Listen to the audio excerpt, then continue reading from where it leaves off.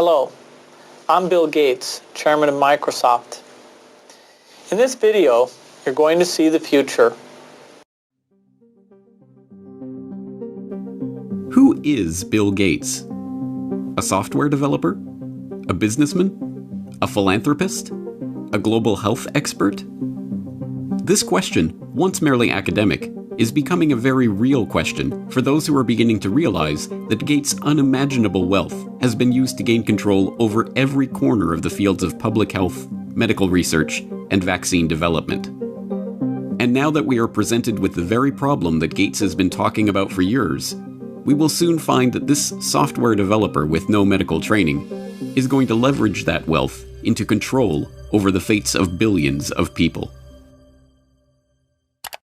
Because until we get almost everybody vaccinated globally, we still won't be fully back to normal. Bill Gates is no public health expert. He is not a doctor, an epidemiologist, or an infectious disease researcher. Yet somehow, he has become a central figure in the lives of billions of people, presuming to dictate the medical actions that will be required for the world to go back to normal. The transformation of Bill Gates from computer kingpin to global health czar is as remarkable as it is instructive, and it tells us a great deal about where we are heading as the world plunges into a crisis, the likes of which we have not seen before. This is the story of how Bill Gates monopolized global health. You're tuned into the Corbett Report.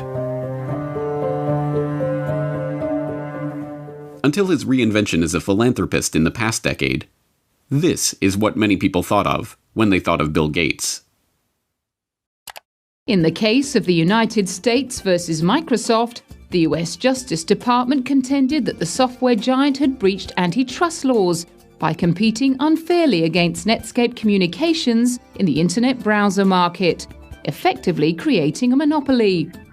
Bill's first concern was that the prosecution could potentially block the release of his company's latest operating system, Windows 98. Okay, you asking me about when I wrote this email, or what are you asking me about? I'm asking you about January of 1996. That month. Yes, sir. And what about it?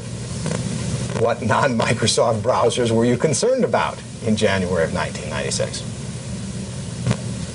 I don't know what you mean concerned. What is it about the word concerned that you don't understand?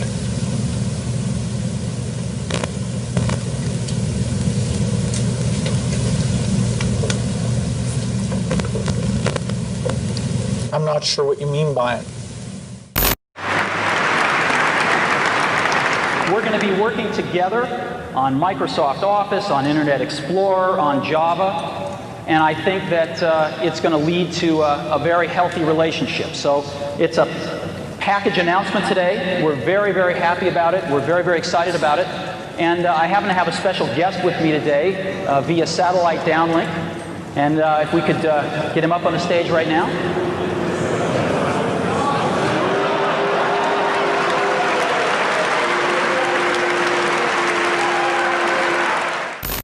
Police and security guards in Belgium were caught flat-footed today by a cowardly sneak attack on one of the world's wealthiest men. The target was Microsoft chairman Bill Gates, arriving for a meeting with community leaders.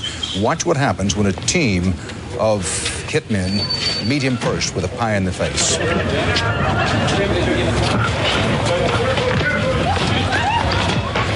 Gates was momentarily and understandably shaken, but he was not injured. The hit squad piled on with two more pies before one of them was wrestled to the ground and arrested. The others, for at least the moment, got away. Gates went inside, wiped his face clean, and made no comment. He then went ahead with his scheduled meeting. No word on the motive for this attack. But once reviled for the massive wealth and the monopolistic power that his virus-laden software afforded him, Gates is now hailed as a visionary who is leveraging that wealth and power for the greater good of humanity. In the 22nd century, a book will be written about the entrepreneur of the 21st century. I'm sure that the person who will foremost come to the mind of those historians is certainly Bill Gates. I don't think it's hyperbole to say that Bill Gates is singularly, I would argue, the most consequential individual of our generation. I mean that. Our next guest is one of the richest and most generous men in the world. Please welcome Bill Gates.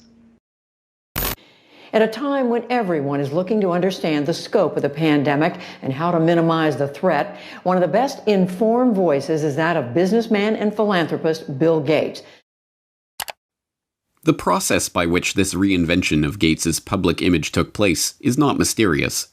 It's the same process by which every billionaire has revived their public image since John D. Rockefeller hired Ivy Ledbetter Lee to transform him from the head of the Standard Oil Hydra into the kind old man handing out dimes to strangers. Don't you give a dime, Mr. Rockefeller? Oh, please. Go ahead. Give it a dime. Thank you, sir. Thank you very much. I consider myself... Thank you for the ride. I consider myself more than amply paid. Bless you, bless you, Yes. bless you.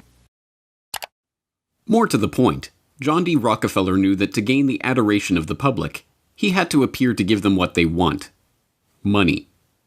He devoted hundreds of millions of dollars of his vast oil monopoly fortune to establishing institutions that, he claimed, were for the public good. The General Education Board, the Rockefeller Institute of Medical Research, the Rockefeller Foundation. Similarly, Bill Gates has spent much of the past 2 decades transforming himself from software magnate into a benefactor of humanity through his own Bill and Melinda Gates Foundation. In fact, Gates has surpassed Rockefeller's legacy with the Bill and Melinda Gates Foundation, long having eclipsed the Rockefeller Foundation as the largest private foundation in the world, with $46.8 billion of assets on its books that it wields in its stated program areas of global health and development, global growth, and global policy advocacy. And, like Rockefeller, Gates's transformation has been helped along by a well-funded public relations campaign. Gone are the theatrical tricks of the PR pioneers. The ubiquitous ice cream cones of Gates' mentor Warren Buffett are the last remaining holdout of the old Rockefeller handing out dimes gimmick. No, Gates has guided his public image into that of a modern-day saint through an even simpler tactic: buying good publicity. The Bill and Melinda Gates Foundation spends tens of millions of dollars per year on media partnerships, sponsoring coverage of its program areas across the board. Gates funds The Guardian's global development website. Gates funds NPR's global health coverage. Gates funds the Our World in Data website that is tracking the latest statistics and research on the coronavirus pandemic. Gates funds BBC coverage of global health and development issues, both through its BBC Media Action Organization and the BBC itself. Gates funds World Health coverage on ABC News. When the NewsHour with Jim Lehrer was given a $3.5 million Gates Foundation grant to set up a special unit to report on global health issues, NewsHour communications chief Rob Flynn was asked about the potential conflict of interest that such a unit would have in reporting on issues that the Gates Foundation is itself involved in. In some regards, I guess you might say that there are not a heck of a lot of things you could touch in global health these days that would not have some kind of Gates tentacle, Flynn responded. Indeed, it would be almost impossible to find any area of global health that has been left untouched by the tentacles of the Bill and Melinda Gates Foundation. It was Gates who sponsored the meeting that led to the creation of Gavi, the Vaccine Alliance, a global public-private partnership bringing together state sponsors and big pharmaceutical companies whose specific goals include the creation of healthy markets for vaccines and other immunization products. As a founding partner of the alliance, the Gates Foundation provided $750 million in seed funding and has gone on to make over $4.1 billion in commitments to the group. Gates provided the seed money that created the Global Fund to Fight AIDS, Tuberculosis, and Malaria, a public-private partnership that acts as a finance vehicle for governmental AIDS, TB, and malaria programs. When a public-private partnership of governments, world health bodies, and 13 leading pharmaceutical companies came together in 2012 to accelerate progress toward eliminating or controlling 10 neglected tropical diseases, there was the Gates Foundation, with $363 million of support. When the Global Financing Facility for Women, Children, and Adolescents was launched in 2015 to leverage billions of dollars in public and private financing for global health and development programs, There was the Bill and Melinda Gates Foundation as a founding partner with a $275 million contribution. When the Coalition for Epidemic Preparedness Innovations was launched at the World Economic Forum in Davos in 2017 to develop vaccines against emerging infectious diseases, there was the Gates Foundation with an initial injection of $100 million. The examples go on and on. The Bill and Melinda Gates Foundation's fingerprints can be seen on every major global health initiative of the past 2 decades. And beyond the flashy multi-billion-dollar global partnerships, the foundation is behind hundreds of smaller country and region-specific grants, $10 million to combat a locust infestation in East Africa, or $300 million to support agricultural research in Africa and Asia, that add up to billions of dollars in commitments. It comes as no surprise, then, that far beyond the $250 million that the Gates Foundation has pledged to the fight against coronavirus, every aspect of the current coronavirus pandemic involves organizations, groups, and individuals with direct ties to Gates funding. From the start, the World Health Organization has directed the global response to the current pandemic. From its initial monitoring of the outbreak in Wuhan and its declaration in January that there was no evidence of human-to-human transmission, to its live media briefings and its technical guidance on country-level planning and other matters, the WHO has been the body setting the guidelines and recommendations shaping the global response to this outbreak. But even the World Health Organization itself is largely reliant on funds from the Bill and Melinda Gates Foundation. The WHO's most recent donor report shows that the Bill and Melinda Gates Foundation is the organization's second largest donor behind the United States government. The Gates Foundation single-handedly contributes more to the World Health Body than Australia, Canada, France, Germany, Russia, and the UK combined. What's more, current World Health Organization Director General Tedros Adhanom Ghebreyesus is in fact, like Bill Gates himself, not a medical doctor at all, but the controversial ex-Minister of Health of Ethiopia, who was accused of covering up 3 cholera outbreaks in the country during his tenure. Before joining the WHO, he served as chair of the Gates-founded Global Fund to fight AIDS, tuberculosis, and malaria, and sat on the board of the Gates-founded Gavi, the Vaccine Alliance, and the Gates-funded Stop TB Partnership. The current round of lockdowns and restrictive stay-home orders in Western countries were enacted on the back of alarming models predicting millions of deaths in the United States and hundreds of thousands in the UK.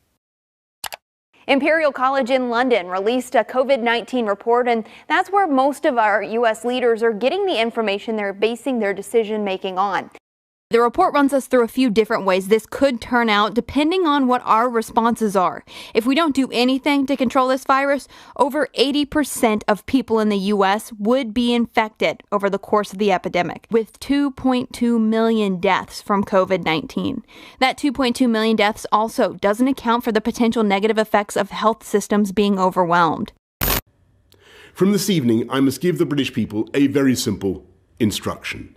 You must stay at home. Enough is enough. Go home and stay home. A statewide order for people to stay at home. The work of 2 research groups was crucial in shaping the decisions of the UK and US governments to implement wide-ranging lockdowns, and, in turn, governments around the world.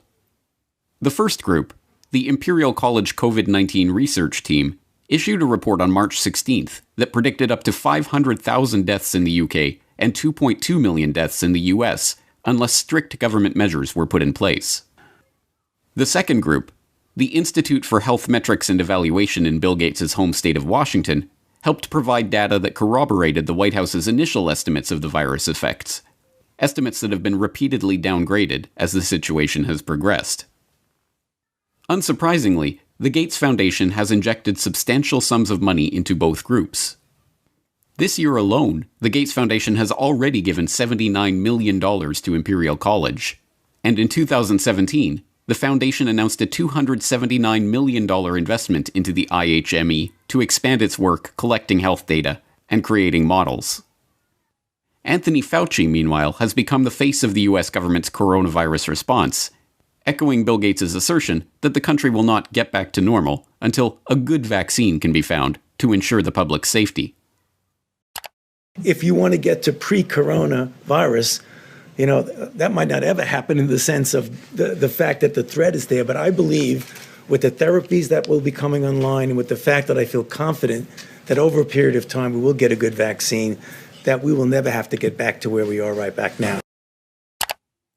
Beyond just their frequent collaborations and cooperation in the past, Fauci has direct ties to Gates' projects and funding. In 2010, he was appointed to the Leadership Council of the Gates-founded Decade of Vaccines project to implement a global vaccine action plan, a project to which Gates committed $10 billion of funding. And in October of last year, just as the current pandemic was beginning, the Gates Foundation announced a $100 million contribution to the National Institute of Health to help, among other programs, Fauci's National Institute of Allergy and Infectious Diseases research into HIV. Also in October of last year, the Bill and Melinda Gates Foundation partnered with the World Economic Forum and the Johns Hopkins Center for Health Security to stage Event 201, a tabletop exercise gauging the economic and societal impact of a globally spreading coronavirus pandemic. It began in healthy-looking pigs, months, perhaps years ago. A new coronavirus. The mission of the Pandemic Emergency Board is to provide recommendations to deal with the major global challenges arising in response to an unfolding pandemic. The board is comprised of highly experienced leaders from business, public health, and civil society. We're at the start of what's looking like it will be a severe pandemic. And there are problems emerging that can only be solved by global business and governments working together. Governments need to be willing to do things that are out of their historical perspective, or for the most part, it's really a war footing that we need to be on. Given the incredible reach that the tentacles of the Bill and Melinda Gates Foundation have into every corner of the global health markets, it should not be surprising that the foundation has been intimately involved with every stage of the current pandemic crisis either. In effect, Gates has merely used the wealth from his domination of the software market to leverage himself into a similar position in the world of global health. The whole process has been cloaked in the mantle of selfless philanthropy, but the foundation is not structured as a charitable endeavor. Instead, it maintains a dual structure. The Bill and Melinda Gates Foundation distributes money to grantees, but a separate entity, the Bill and Melinda Gates Foundation Trust, manages the endowment assets. These two entities often have overlapping interests, and, as has been noted many times in the past, grants given by the foundation often directly benefit the value of the trust's assets. One of my favorite parts about my job at the Gates Foundation is that I get to travel to the developing world, and I do that quite regularly. My first trip in India, I was in a person's home where they had dirt floors, no running water, no electricity, and that's really what I see all over the world. So in short, I'm startled by all the things that they don't have. But I am surprised by one thing that they do have: Coca-Cola. Coke is everywhere. In fact, when I travel in the developing world, Coke feels ubiquitous. And so when I come back from these trips and I'm thinking about development and I'm flying home and I'm thinking, well, we're trying to deliver condoms to people or vaccinations, you know, Coke's success kind of stops and makes you wonder, how is it that they can get Coke to these far-flung places? And if they can do that, why can't governments and NGOs do the same thing? And the charity of Microsoft founder Bill Gates and his wife Melinda is under criticism following the disclosure. It substantially increased its holdings in the agribusiness giant Monsanto to over $23 million. Critics say the investment in Monsanto contradicts the Bill and Melinda Gates Foundation's stated commitment to helping farmers and sustainable development in Africa. The study from the pressure group Global Justice Now paints a picture of the Gates Foundation partly as an expression of corporate America's desire to profit from Africa, and partly a damning critique of its effects. You could have a case where the initial research is done by a Gates-funded institution. The media reporting on how well that research is conducted is done. The media outlet is a Gates-funded outlet, and maybe a Gates-funded journalist from a media programme, and then the programme is implemented more widely by a Gates-funded NGO. I mean, there are some very insular circles here. Among the many criticisms, the idea that private finance can solve the problems of the developing world. Should poor farmers be trapped into debt by having to use chemicals or fertilizers underwritten by offshoots of the foundation? This is no mere theoretical conflict of interest. Gates is held up as a hero for donating $35.8 billion worth of his Microsoft stock to the foundation. But during the course of his decade of vaccines, Gates' net worth has actually doubled, from $54 billion to $103.1 billion. The Rockefeller story provides an instructive template for this vision of tycoon-turned-philanthropist. When Rockefeller faced a public backlash, he helped spearhead the creation of a system of private foundations that connected in with his business interests. Leveraging his unprecedented oil monopoly fortune into unprecedented control over wide swaths of public life, Rockefeller was able to kill two birds with one stone, molding society in his family's own interests, even as he became a beloved figure in the public imagination. Similarly, Bill Gates has leveraged his software empire into a global health, development, and education empire, steering the course of investment and research and ensuring healthy markets for vaccines and other immunization products. And, like Rockefeller, Gates has been transformed from the feared and reviled head of a formidable hydra into a kindly old man, generously giving his wealth back to the public. But not everyone has been taken in by this PR trick. Even The Lancet observed this worrying transformation from software monopolist to health monopolist back in 2009, when the extent of this Gates-led monopoly was becoming apparent to all. The first guiding principle of the Bill and Melinda Gates Foundation is that it is driven by the interests and passions of the Gates family. An annual letter from Bill Gates summarizes those passions, referring to newspaper articles, books, and chance events that have shaped the foundation's strategy. For such a large and influential investor in global health, is such a whimsical governance principle good enough? This brings us back to the question: who is Bill Gates? What are his driving interests? What motivates his decisions? These are not academic questions. Gates' decisions have controlled the flows of billions of dollars, formed international partnerships pursuing wide-ranging agendas, ensured the creation of healthy markets for big pharma vaccine manufacturers. And now, as we are seeing, his decisions are shaping the entire global response to the coronavirus pandemic. Next week, we will further explore Gates' vaccination initiatives, the business interests behind them, and the larger agenda that is beginning to take shape as we enter the new normal of the COVID-19 crisis.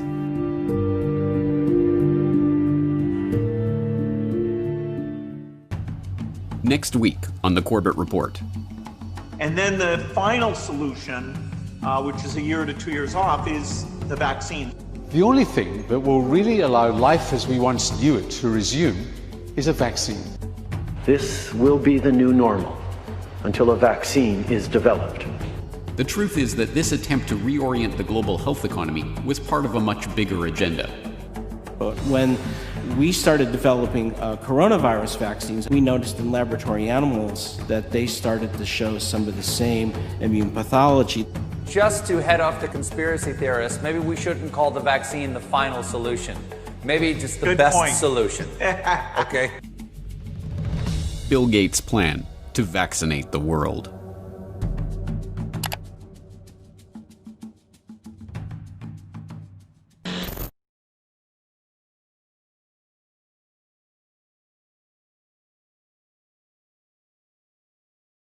$10 billion. I mean, just speak about the magnitude of that. That is by far the biggest commitment of the foundation, isn't it, Bill? I mean, this is by far the largest. That's right. We've been spending a lot on vaccines. With this commitment, over 8 million additional lives will be saved. So it's one of the most effective ways that health in the poorest countries can be dramatically improved. In January of 2010, Bill and Melinda Gates used the World Economic Forum at Davos to announce a staggering $10 billion commitment to research and develop vaccines for the world's poorest countries, kicking off what he called a decade of vaccines.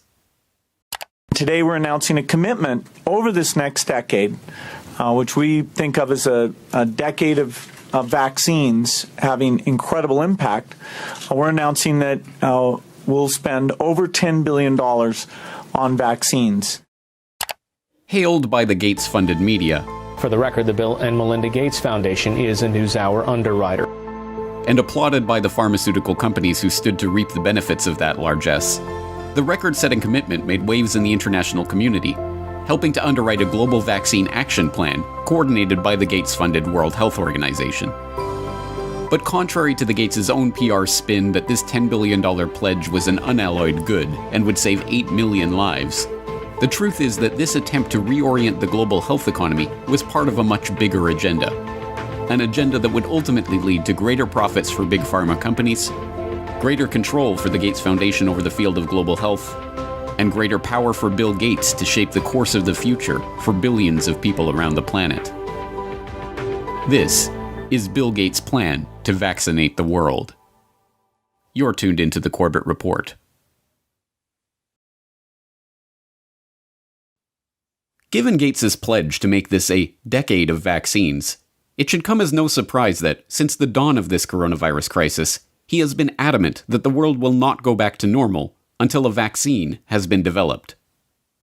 But we're going to have this intermediate period of opening up, and it won't be normal until we get an amazing vaccine to the entire world.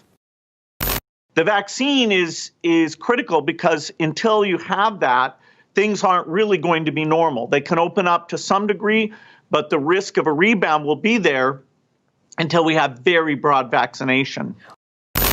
They won't be back to normal until we either have that phenomenal vaccine or a therapeutic that's like over 95% effective. And so we have to assume that's going to be almost 18 months from now. And then the final solution, which is a year to 2 years off, is the vaccine. So we've got to go full speed ahead on all three fronts. Just to head off the conspiracy theorists, maybe we shouldn't call the vaccine the final solution. Maybe just the best solution. Okay. More interestingly, since Gates began delivering this same talking point in every one of his many media appearances of late, it has been picked up and repeated by heads of state, health officials, doctors, and media talking heads, right down to the scientifically arbitrary but very specific 18-month time frame. Realistically, COVID-19 will be here for the next 18 months or more. We will not be able to return to normalcy until we find a vaccine or effective medications. The hard fact is, until we find a vaccine, going back to normal means putting lives at risk. This will be the new normal until a vaccine is developed. The only thing that will really allow life as we once knew it to resume is a vaccine. Obviously, we continue to work on the vaccines, but the vaccines have to be down the road by probably 14, 15, 16 months. We're doing great on the vaccines. The fact that so many heads of state, health ministers, and media commentators are dutifully echoing Gates' pronouncements about the need for a vaccine will not be surprising to those who saw last week's exploration of how Bill Gates monopolized global health. As we have seen, the Gates Foundation's tentacles have penetrated into every corner of the field of public health. Billions of dollars in funding and entire public policy agendas are under the control of this man, an unelected, unaccountable software developer with no medical research experience or training. And nowhere is Gates' control of public health more apparent than in the realm of vaccines. Gates launched the decade of vaccines with a $10 billion pledge. Gates helped develop the Global Vaccine Action Plan administered by the Gates-funded World Health Organization. Gates helped found Gavi, the Vaccine Alliance, aiming to develop healthy markets for vaccine manufacturers. Gates helped launch Gavi with a $1 billion donation in 2011, going on to contribute $4.1 billion over the course of the decade of vaccines. And so I'm pleased to announce to you that we're pledging an additional $1 billion to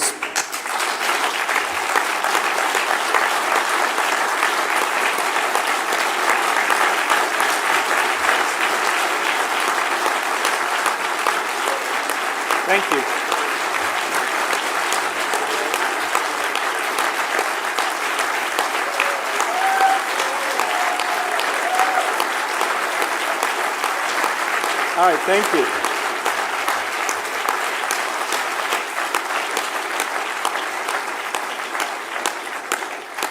It's not every day we give away $1 billion. One of the Gates Foundation's core funding areas is vaccine development and surveillance, which has resulted in the channeling of billions of dollars into vaccine development, a seat at the table to develop vaccination campaigns in countries around the globe, and the opportunity to shape public thinking about Bill Gates' pet project of the past 5 years, preparing rapid development and deployment of vaccines in the event of a globally spreading pandemic. If anything kills over 10 million people in the next few decades, it's most likely to be a highly infectious virus. Whether it occurs by the quirk of nature or at the hand of a terrorist, epidemiologists show through their models that a respiratory spread pathogen would kill more than 30 million people in less than a year. And there is a reasonable probability of that taking place in the years ahead. Many high-profile personalities have been gathering at this year's World Economic Forum in Davos, which aims to discuss and deal with the globe's most pressing issues. Amongst them is the Microsoft founder Bill Gates. His foundation is investing millions in the Coalition for Epidemic Preparedness Innovations to help combat infectious diseases. Here's some of what he had to say about his push to develop new vaccines. Unfortunately, it takes many years to do a completely new vaccine. The design, the safety reviews, costs, the manufacturing, all those things mean that an epidemic can be very widespread before that tool would come along. And so after Ebola, the global health community talked a lot about this, including a new type of vaccine platform called DNA-RNA that should speed things along. And so this Coalition for Epidemic Preparedness Initiative, CEPI, is 3 countries, Japan, Norway, Germany, and 2 foundations. Wellcome Trust, who we work with on a lot of things, and our foundation, Gates Foundation, coming together to fund actually trying to use that platform and make some vaccines, and so that would help us in the future. We know vaccines can protect us. We just need to be better prepared. So let's come together. Let's research and invest. Let's save lives. Let's outsmart epidemics.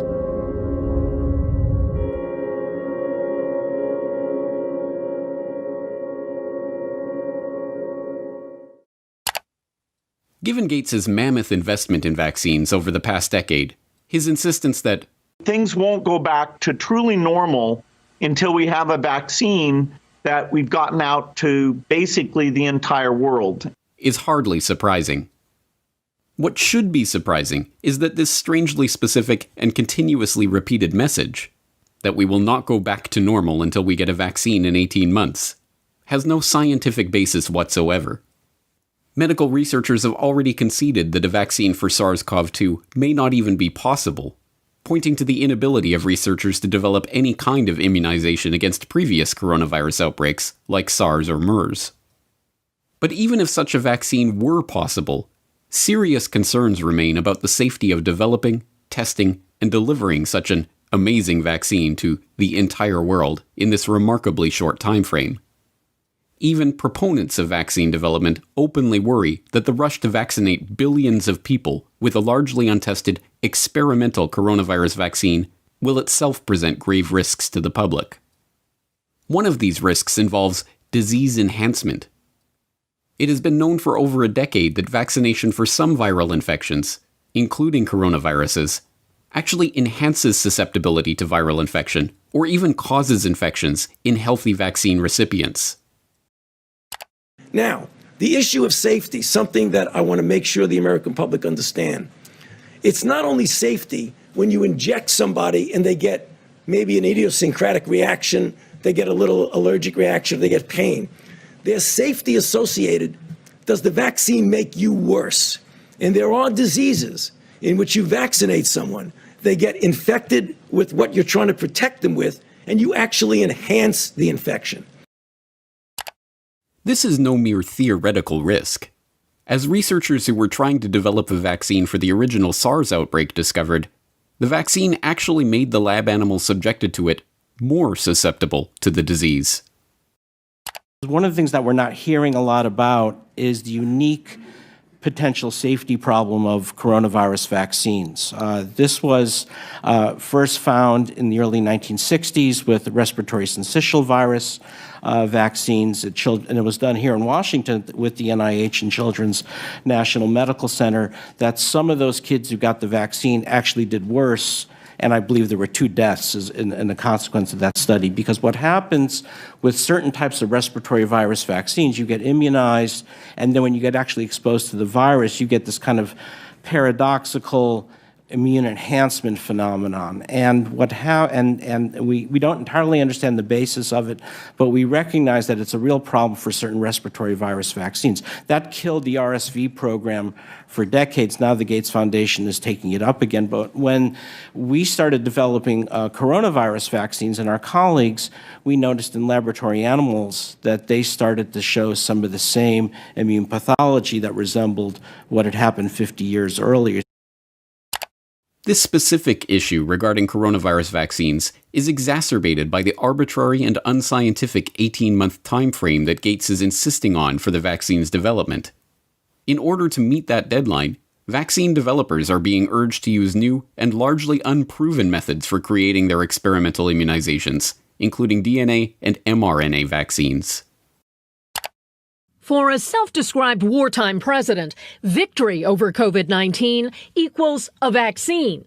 I hope we're going to have a vaccine, and we're going to fast-track it like you've never seen before. Adding Trump-style branding, the administration launched Operation Warp Speed, a multi-billion-dollar research and manufacturing effort to shorten the typical year-plus vaccine development timeline. We're going to start ramping up production with the companies involved. And you do that at risk. In other words, you don't wait until you get an answer before you start manufacturing. You, at risk, proactively start making it, assuming it's going to work. You're thinking 18 months, even with all the work that you've already done to this point and the planning that you are taking with lots of different potential vaccinations and building up for that now? Yeah, so there's an approach called RNA vaccine that people like Moderna, CureVac, and others are using, that in 2015 we'd identified that as very promising for pandemics and for other applications as well. And so if everything goes perfectly with the RNA approach, we could actually beat the 18 months. We don't want to create unrealistic expectations. So the concept of an RNA vaccine is, let's inject the RNA molecule that encodes for the spike protein. It's making your cell do the work of creating this viral protein that is going to be recognized by your immune system and trigger the development of these antibodies. Our bodies won't make a full-fledged infectious virus, they'll just make a little piece and then learn to recognize it and then get ready to destroy the virus if it then later comes and invades us. It's a relatively new, unproven technology, and there's still no example of an RNA vaccine that's been deployed worldwide in the way that we need for the coronavirus. There's the possibility for unforeseen adverse effects. So this is all new territory. Whether it would elicit protective immune response against this virus is just unknown right now. Rushing at warp speed to develop a new vaccine using experimental technology, and then mass-producing and delivering billions of doses to be injected into basically the entire world before adequate testing is even done, amounts to one of the most dangerous experiments in the history of the world, one that could alter the lives of untold numbers of people. That an experimental vaccine, developed in a brand new way and rushed through with a special shortened testing regime, should be given to adults, children, pregnant women, newborn babies, and the elderly alike, would be, in any other situation, unthinkable. To suggest that such a vaccine should be given to the entire planet would have been called lunacy mere months ago. But now the public is being asked to accept this premise without question. Even Gates himself acknowledges the inherent risks of such a project. But But his concern is not for the lives that will be irrevocably altered in the event that the vaccines cause damage to the population. Instead, he is more concerned that the pharmaceutical companies and the researchers are given legal immunity for any such damage. If we have, 1 in 10,000 side effects, that's, way more, 700,000, people who will suffer from that. So really understanding the safety at gigantic scale across all age ranges, pregnant, male, female, undernourished, existing comorbidities, it's very, very hard. And that actual decision of, okay, let's go and give this vaccine to the entire world, governments will have to be involved because there will be some risk and indemnification needed before that can be decided on. As we have already seen, in the arena of global health, what Bill Gates wants is what the world gets. So it should be no surprise that immunity for the big pharma vaccine manufacturers and the vaccination program planners is already being worked on. In the US, the Department of Health and Human Services issued a declaration that retroactively provides liability immunity for activities related to medical countermeasures against COVID-19, including manufacturers, distributors, and program planners of any vaccine used to treat, diagnose, cure, prevent, or mitigate COVID-19. The declaration was issued on March 17th, but retroactively covers any activity back to February 4th, 2020, the day before the Bill and Melinda Gates Foundation announced an emergency $100 million to fund treatment efforts and to develop new vaccines for COVID-19. The plan to inject everyone on the planet with an experimental vaccine is no aberration in Bill Gates' envisioned decade of vaccines. It is its culmination. The decade of vaccines kicked off with a Gates-funded $3.6 million observational study of HPV vaccines in India that, according to a government investigation, violated the human rights of the study participants with gross violations of consent and failed to properly report adverse events experienced by the vaccine recipients. After the deaths of 7 girls involved in the trial were reported, a parliamentary investigation concluded that the Gates-funded Program for Appropriate Technology in Health, or PATH, which ran the study, had been engaged in a scheme to help ensure healthy markets for GlaxoSmithKline and Merck, the manufacturers of the Gardasil and Cervarix vaccines that had been so generously donated for use in the trial. Had PATH been successful in getting the HPV vaccine included in the universal immunization program of the concerned countries, this would have generated windfall profit for the manufacturers by way of automatic sale, year after year, without any promotional or marketing expenses. It is well known that once introduced into the immunization program, it becomes politically impossible to stop any vaccination. Chandra M. Gulhati, editor of the influential Monthly Index of Medical Specialties, remarked that it is shocking to see how an American organization used surreptitious methods to establish itself in India. And Samarin Nundi, editor emeritus of the National Medical Journal of India, lamented that this is an obvious case where Indians were being used as guinea pigs. Throughout the decade, India's concerns about the Bill and Melinda Gates Foundation and its corporate partners' influence on the country's national immunization programs grew. In 2016, the steering group of the country's National Health Mission blasted the government for allowing the country's National Technical Advisory Group on Immunization, the primary body advising the government on all vaccination-related matters, to be effectively purchased by the Gates Foundation. As one steering group member noted, the NTAGI Secretariat has been moved out of the government's health ministry to the Office of Public Health Foundation of India, and the 32 staff members in that secretariat draw their salaries from the Bill and Melinda Gates Foundation. There is a clear conflict of interest. On one hand, the BMGF funds the secretariat that is the highest decision-making body in vaccines, and, on the other, it partners with the pharma industry in Gavi. This is unacceptable. In 2017, the government responded by cutting all financial ties between the advisory group and the Gates Foundation. Similar stories play out across the Gates Foundation's decade of vaccines. There's the Gates-founded and funded meningitis vaccine project, which led to the creation and testing of MenAfrivac, a 50-cent per dose immunization against meningococcal meningitis. The test led to reports of between 40 and 500 children suffering seizures and convulsions and eventually becoming paralyzed. There's the 2017 confirmation that the Gates-supported oral polio vaccine was actually responsible for the majority of new polio cases, and the 2018 follow-up showing that 80% of polio cases are now vaccine-derived. There's the 2018 paper in the International Journal of Environmental Research and Public Health concluding that over 490,000 people in India developed paralysis as a result of the oral polio vaccine between 2000 and 2017.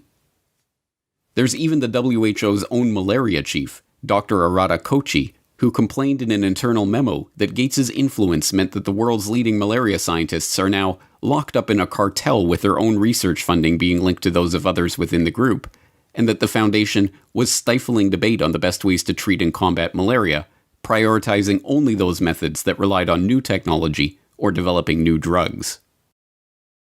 Kochi's complaint, written in 2008, highlights the most common criticism of the global health web that Gates has spun in the past 2 decades.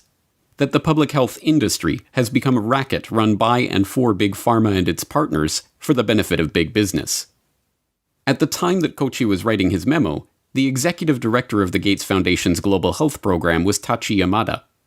Yamada left his position as chairman of research and development at GlaxoSmithKline to take up the position at the Gates Foundation in 2006, and left the foundation 5 years later to become chief medical and scientific officer at Takeda Pharmaceuticals. Yamada's replacement as head of Gates's Global Health Program, Trevor Mundell, was himself a clinical researcher at Pfizer and Park Davis, and spent time as head of development with Novartis before joining the foundation. This use of foundation funds to set public policy to drive up corporate profits is not a secret conspiracy. It is a perfectly open one.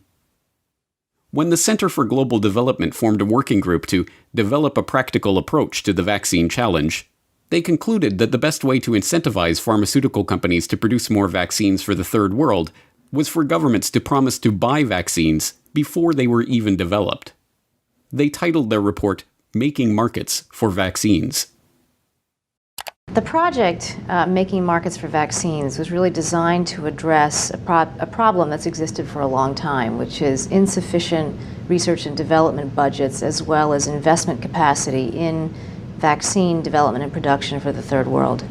How do you create better incentives to get the pharma community, the vaccine community, to produce products that are specifically dedicated for the developing world? Michael Kremer, a professor at Harvard, had been thinking about this problem for many years. He realized that if the rich countries of the world were to make a promise that they would buy a malaria vaccine if somebody produced it, that would give an incentive to the pharmaceutical industry to go and do the research and development needed to make one. But this idea was unfamiliar. No government had made a commitment to buy a product that didn't already exist.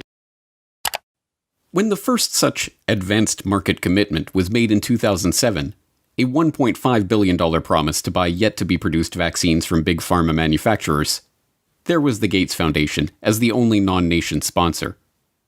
The Gates-founded Gavi Vaccine Alliance is an open partnership between the Gates Foundation, the World Health Organization, the World Bank, and vaccine manufacturers.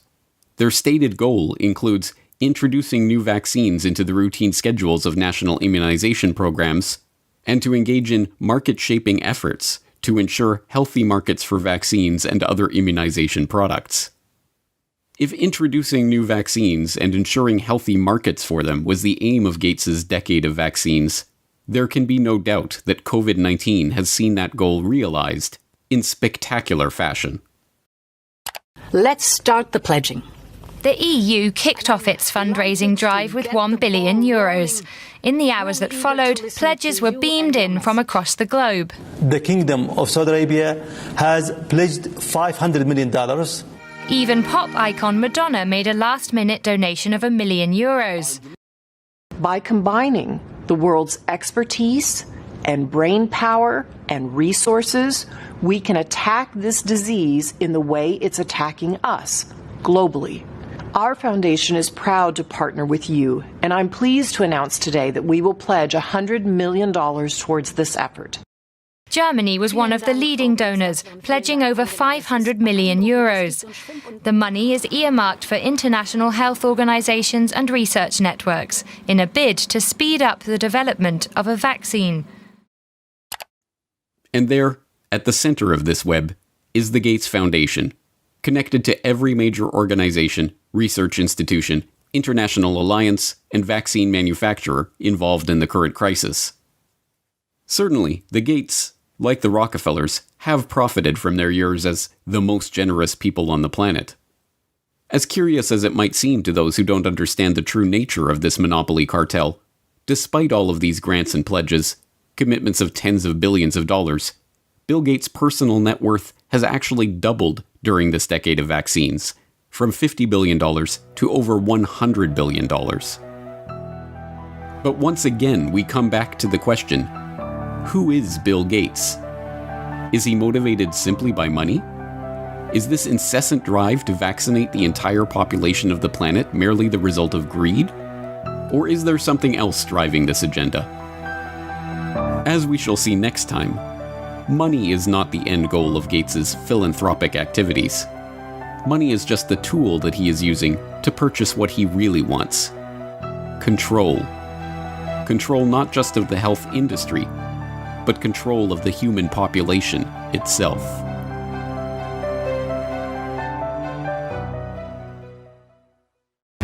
Next week on the Corbett Report. So Melinda and I wondered whether providing new medicines and keeping children alive, would that create more of a population problem? Researchers are now developing a vaccine that is delivered using a dissolvable patch called a microneedle array. In Gates's vision, these digital identities will be tied to all of our actions and transactions. Once you have that digital infrastructure, the whole way you think about government benefits can be done differently. And so it's too bad if somebody thinks that creates a privacy problem. Bill Gates and the population control grid.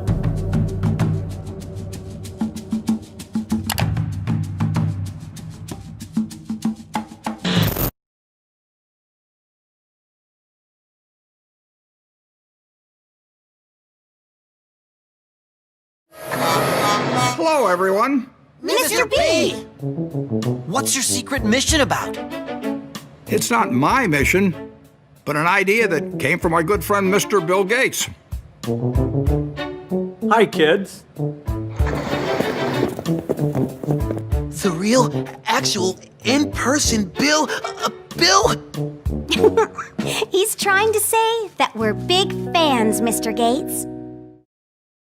It's a strange fact that Bill Gates' hagiographers, PR hacks employed more often than not by large corporations that receive funding from the Bill and Melinda Gates Foundation, consistently depict this drab software developer as a cartoon superhero, using his superpower of being very rich to help save the planet. Behind closed doors on this New York campus, a secret gathering of some of the world's most powerful people.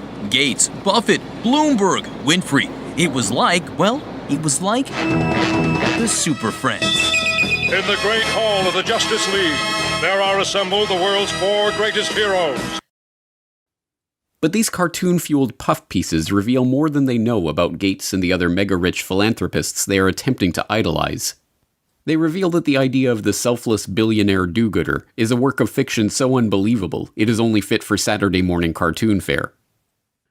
As we have seen in our first 2 explorations of Bill Gates' role as global health kingpin, the seemingly selfless generosity of the Gates family through their eponymous foundation has in fact greatly increased their own wealth, with Bill Gates' personal net worth having doubled in the past decade alone. But the takeover of public health that we have documented in How Bill Gates Monopolized Global Health, and the remarkably brazen push to vaccinate everyone on the planet that we have documented in Bill Gates' Plan to Vaccinate the World, was not, at base, about money. The unimaginable wealth that Gates has accrued is now being used to purchase something much more useful. Control. Control not just of the global health bodies that can coordinate a worldwide vaccination program, or the governments that will mandate such an unprecedented campaign, but control over the global population itself. This is an exploration of Bill Gates and the population control grid. You're tuned into the Corbett Report. From a journalistic standpoint, Good Morning America's inane report on the secretive billionaire meeting that took place in New York in 2009 was a failure. It listed some of the meeting's attendees and their combined net worth. Gates, Buffett, Bloomberg, Winfrey, together with others at the meeting, including George Soros, Ted Turner, David Rockefeller, they're worth more than $125 billion. It turned to the senior editor of Forbes for a soundbite about what it would be like to witness such an assembly of wealth. To have been in the room and see this meeting of the minds really would have been a fascinating thing. And it dutifully reported the participants' own stated reason for holding the meeting. That much money, that much power around one table. It begs the question, what were they doing? What were they scheming? Total world domination? This group, together for 6 hours, was talking about charity, education, emergency relief, global health. Before wrapping up with another juvenile appeal to comic book superhero lore. The new Superman and Wonder Woman, the super rich friends, not fighting bad guys, but fighting for good nonetheless. For Good Morning America, John Berman, ABC News. Yes, from a journalistic standpoint, Berman's report was an utter failure. There was no attempt to question the participants about the meeting, no space for any criticism of these billionaires or questions about their motives, no adversarial journalism of any kind. But as a PR piece, it was brilliant. It leaves the viewer with a vague sense that some kind of gathering took place somewhere in New York in which rich people, who, let's not forget, are superheroes, talked about charity. One would have to turn to print sources to discover that the meeting was held at the personal residence of Sir Paul Nurse, then president of Rockefeller University, that the invitation to the gathering was co-written by Bill Gates, Warren Buffett, and David Rockefeller, or that the aim of the meeting was to consider how their wealth could be used to slow the growth of the world's population. Given that these extraordinarily rich and powerful men, including Warren Buffett, David Rockefeller, and Ted Turner, have all expressed their belief that the growing human population is the greatest threat faced by humanity, it should not be surprising that they would convene a conference to discuss how best to channel their vast wealth into the project of reducing the number of people on the planet. Particularly unsurprising is that attendees of the meeting later dubbed Bill Gates, a man for whom population control is particularly close to his heart, as the most impressive speaker at the event. Here we can see a chart that looks at the total world population over the last several hundred years. And at first glance, this is a bit scary. We go from less than 1 billion in 1800, and then 3, 4, 5, 6, and 7.4 billion where we are today is happening even faster. So Melinda and I wondered whether providing new medicines and keeping children alive, would that create more of a population problem? And what the developing world does not need is more children.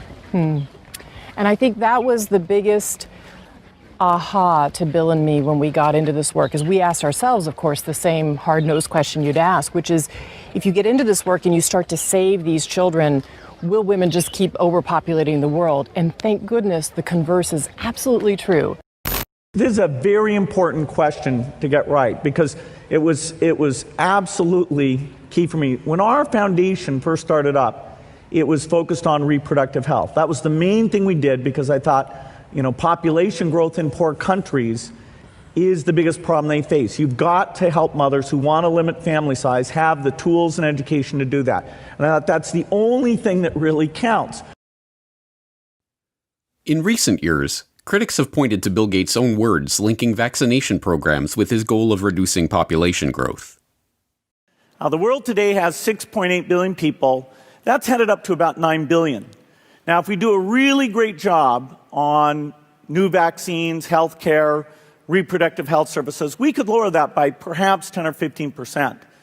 $10 billion over the next 10 years to make it the year of the vaccines. What does that mean exactly? Well, over this decade, we believe unbelievable progress can be made, both inventing new vaccines and making sure they get out to all the children who need them.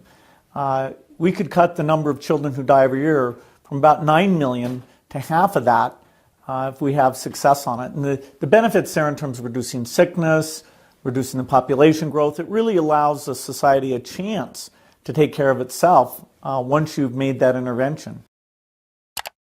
But as any number of fact-checking websites, not to mention Bill Gates himself, are quick to point out, this doesn't mean what it sounds like it means.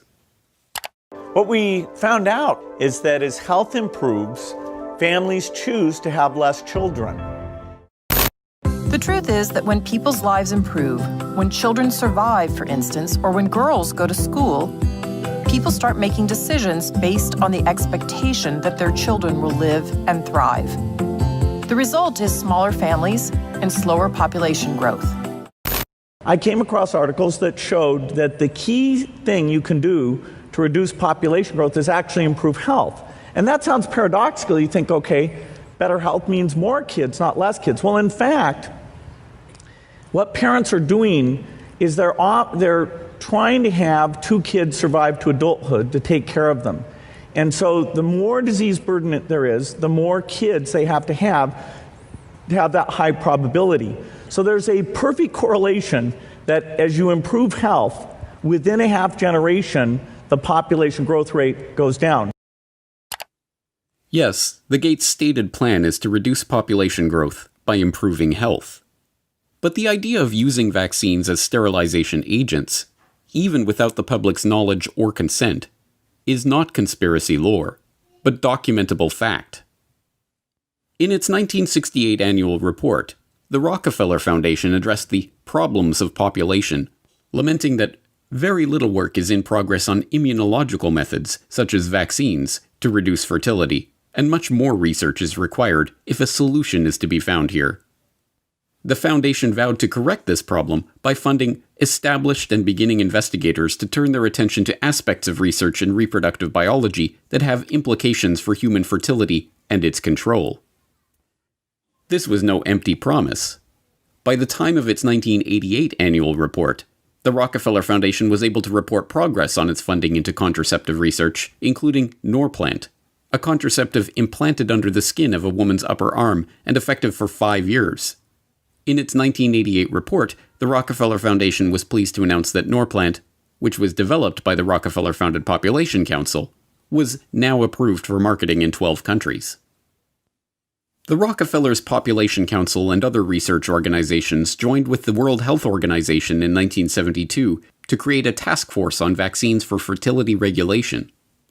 By 1995, they were able to report progress in developing a prototype of an anti-HCG vaccine, which works by combining an immunogen formed from a synthetic peptide of human chorionic gonadotrophin, HCG, a hormone secreted by the surface of the early embryo to remain implanted in the womb, with a toxoid carrier molecule. The vaccine stimulates an immune reaction, causing women to develop antibodies against the hormone, thus preventing them from carrying babies to term. But beginning in the 1990s, a series of scandals over WHO-led vaccination programs in the Third World led to allegations that tetanus vaccines in places like the Philippines and Kenya were being laced with HCG in order to implement population control by stealth. The controversy generated by these stories led global institutions to step back from the campaign to champion population control by vaccine. But, as usual, the Bill and Melinda Gates Foundation was there to renew interest, working with the UK government to host a London summit on family planning in 2012, at which the foundation announced their support for funding the research, development, and deployment of injectable contraceptives to the developing world. You heard me talk earlier about Sadie, who I met in Niger. She was traveling 15 kilometers to get an injection.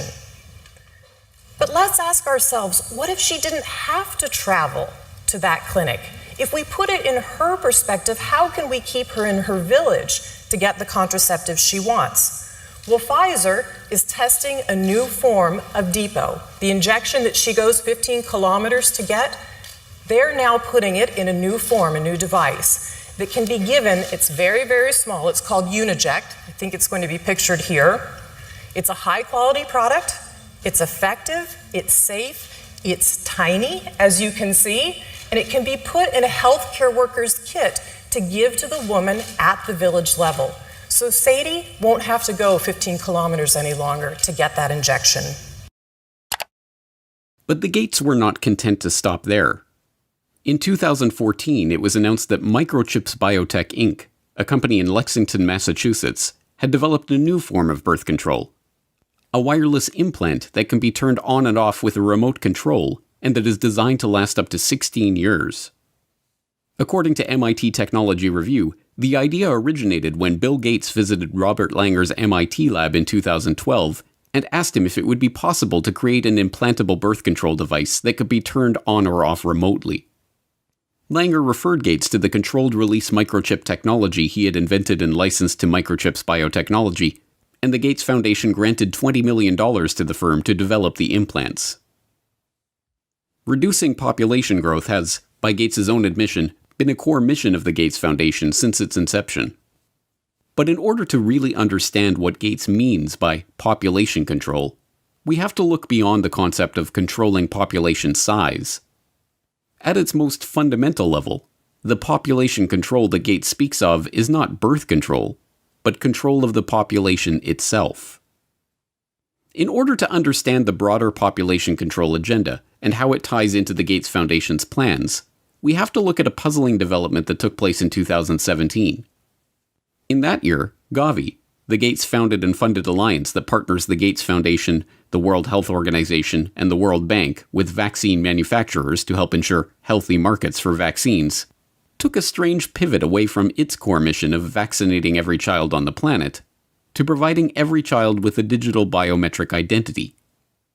The idea was first floated by Gavi CEO Seth Berkley in a Nature article that year, Immunization Needs a Technology Boost, where he states that the goal of 100% immunization will not be reached without secure digital identification systems that can store a child's medical history. He then gives a specific example. We are working with a company in India called Kushi Baby, which creates off-grid digital health records. A necklace worn by infants contains a unique identification number on a short-range communication chip.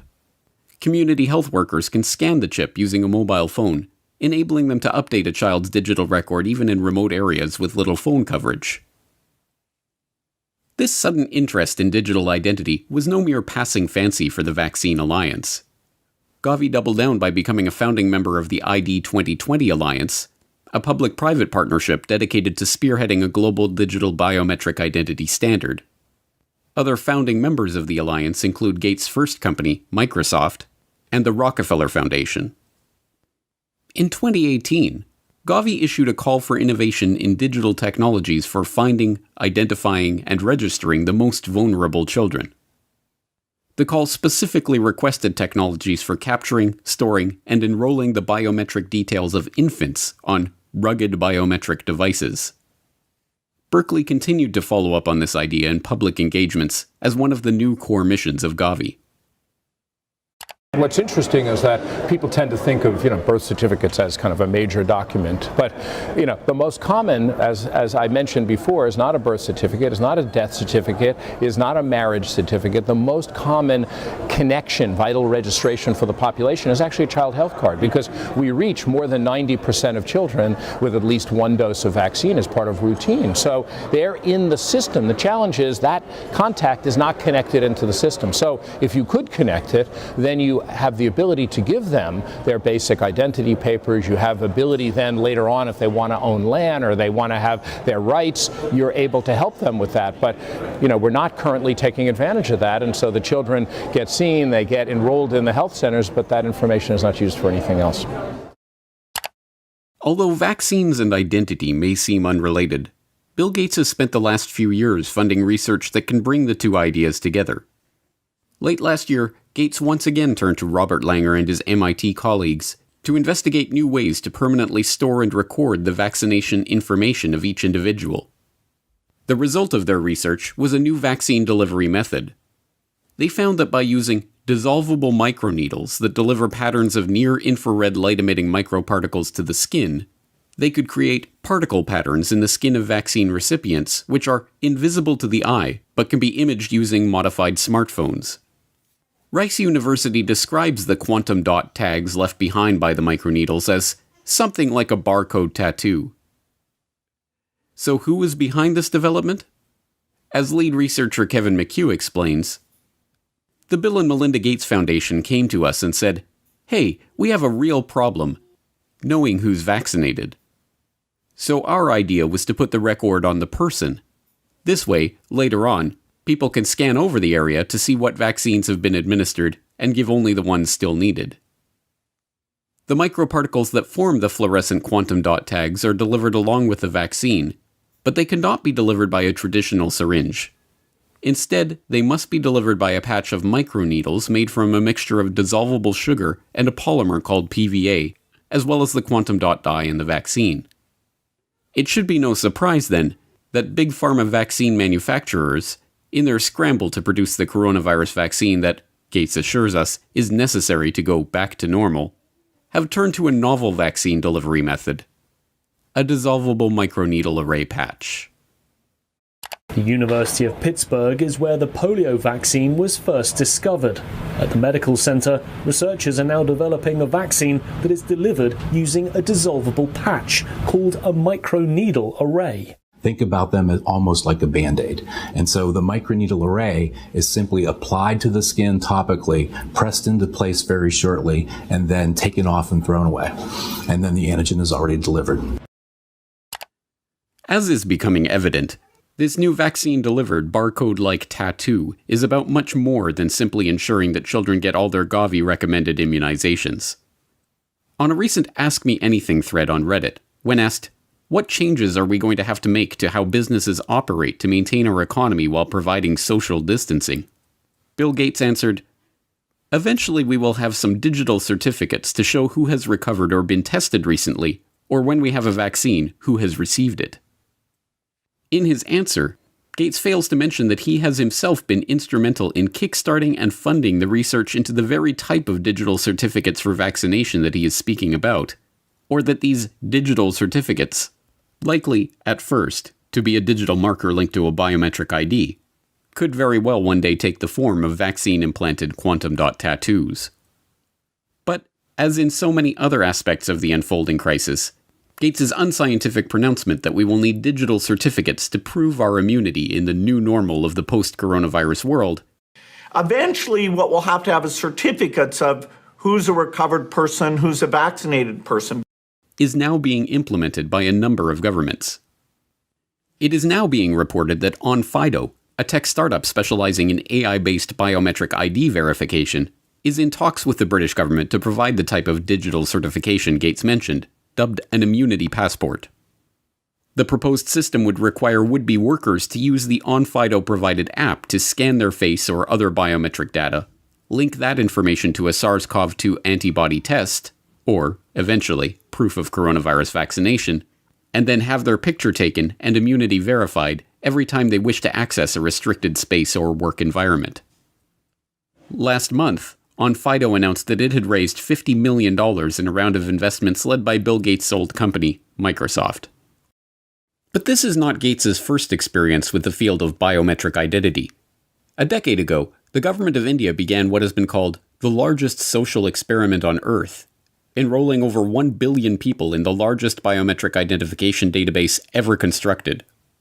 The project, involving iris scanning and fingerprinting the entirety of the Indian population, recording their biometric details in a centralized database, and issuing them a 12-digit identity number that could be used to prove residence and access government services, all within the span of a few years, presented an incredible societal, legal, and technological challenge. It's no surprise, then, that the person who was brought in as the chief architect of the Aadhaar project when it was launched, Nandan Nilekani, co-founder of Indian multinational Infosys, is also a longtime friend of Bill Gates and a partner with Bill and Melinda Gates on a philanthropic venture called Co-Impact, which supports initiatives to address major social challenges at scale. Nilekani's involvement in Aadhaar has even made him one of Gates' heroes, featured in slick video promotions produced by the Bill and Melinda Gates Foundation. My friend, Nandan Nilekani, is one of India's best-known entrepreneurs. He led the creation of the world's largest biometric ID system. Now, he's working to promote his platform to improve the lives of the world's poorest people. There are more than 1 billion people around the world who don't have any kind of ID. You can't do anything in life without an ID because people are mobile, they're migrant, And wherever they go, whether they want a job or whether they want to board a train or whether they want to get a bank account or get a mobile connection, if the person has no way of proving who they are, then they just won't get access to those services. So the challenge we had was, how do we give 1 billion people, many of whom don't have birth certificates, how do we give them ID? And Gates has personally praised the Aadhaar scheme as a huge asset for India. Well, Aadhaar is a huge asset for India. It was designed very well. The fact that you can make digital payments so easily, you can open a bank account. India is a leader in that. Our foundation, worked with the Reserve Bank, Nanda Nilekani and a group of people that he pulled together did a great job. But Gates is not merely an arm's-length admirer of the Aadhaar experiment. He is not only personally connected to its chief architect, he is also connected to one of the key companies that spearheaded the technology that underlies the project's biometric database. The company that provides the iris recognition technology at the core of the Aadhaar system, IDEMIA, also provides facial recognition systems for the Chinese government and is currently developing digital driver's licenses for use in the United States. IDEMIA even created the Cushy Baby identification necklaces with embedded microchips that Gavi CEO Seth Berkley touted in his Nature article. Unsurprisingly, the company receives support from the Bill and Melinda Gates Foundation through its involvement in the GSMA Inclusive Tech Lab. And now, Gates is funding a scheme to retool Aadhaar for a global rollout. In 2014, the World Bank created a multi-sector working group to launch the Identification for Development Initiative, or ID4D, which aims to support progress toward identification systems using 21st century solutions. The World Bank cites Goal 16.9 of the UN Agenda 2030 Sustainable Development Goals, vowing to provide legal identity for all, including birth registration, in the next 10 years, as the basis for its initiative. But ID4D was little more than a pipe dream until 2016, when the Bill and Melinda Gates Foundation provided catalytic contributions to launch the ID4D Multi-Donor Trust Fund, which enticed the UK, French, and Australian governments, along with the Omidyar network, into a partnership aiming to shape global approaches and a shared vision on identification. Unsurprisingly, this World Bank ID4D initiative includes Nandar Nilekani, Gates' partner and the chief architect of Aadhaar, on its advisory council, and Gates has said that he is funding the World Bank to take this Aadhaar approach to other countries. This headlong rush to capture the biometric details and assign digital identification to every person on Earth is sold to the public under the guise of financial inclusion.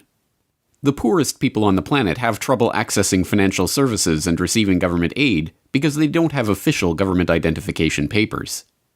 In this formulation, being issued a government ID, having one's biometric details registered, tracked, and databased by the government, is a human right that must be secured. It should be no surprise by this point that this human right also has direct benefits for big business and for the entities that are looking to exert greater control over the human population. Gates provided insight into the real purpose of this identification control grid in a speech at the Financial Inclusion Forum hosted by the U.S. Treasury in 2015. Every country really needs to look through these KYC, Know Your Customer rules to make sure that customers are able to prove who they are. But of course, in many countries, you don't have any type of ID system.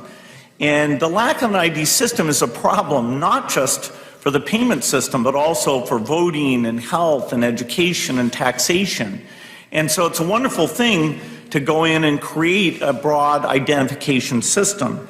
Again, India is a very interesting example of this, where the Aadhaar system, which is a 12-digit identifier that's correlated to biometric measures, is becoming pervasive throughout the country and will be the foundation for how we bring this low-cost switch to every mobile phone user in India. The same type of thing is happening now in Pakistan, and there's early beginnings of creating these ID programs in Africa as well. We expect to be able to use the ID so that when you show up for any government service, say you walk into a primary health clinic, we'll be able to take that bio-ID very quickly and bring up your electronic health record. Even if you've moved from one part of the country to the other, you will be well tracked and well served without nearly as much paperwork or waiting. And so the ID system is foundational. The ID control grid is an essential part of the digitization of the economy. And although this is being sold as an opportunity for financial inclusion of the world's poorest in the banking system provided by the likes of Gates and his banking and business associates, it is in fact a system for financial exclusion. Exclusion of any person or transaction that does not have the approval of the government or the payment providers. Once financial flows go underground, where you have lots of legitimate transactions mixed in with the ones you want to track, and once they're going over a digital system that the U.S. has no connection to, it's far more difficult to find the transactions that you want to be aware of or that you want to block. And once again, this is no mere theoretical talk from Gates. He has been intimately involved in this process of switching the world over to a digital payment grid tied to biometric identity. In 2012, the Bill and Melinda Gates Foundation helped found the Better Than Cash Alliance, which brings together governments, international organizations, and the private sector to accelerate the transition from cash to digital payments globally. And when the Indian government made a bold move to demonetize large amounts of its circulating currency in order to draw off-the-books funds back under the purview of the Indian tax office, there was Gates to praise the move as an important step toward the creation of a brave new digital economy, tied, of course, to the Aadhaar ID grid. The bold move to demonetize high-value denominations and replace them with new notes with higher security features is an important step to move away from a shadow economy to an even more transparent economy. And digital transactions really, I think, will rise dramatically here. In fact, I think in the next several years, India will become the most digitized economy, not just by size, but by percentage as well. All of the pieces are now coming together.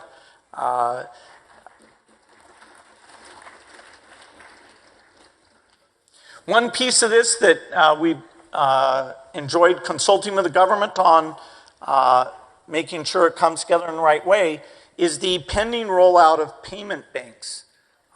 This, for the first time, really will mean that you have full currency capability on those digital phones.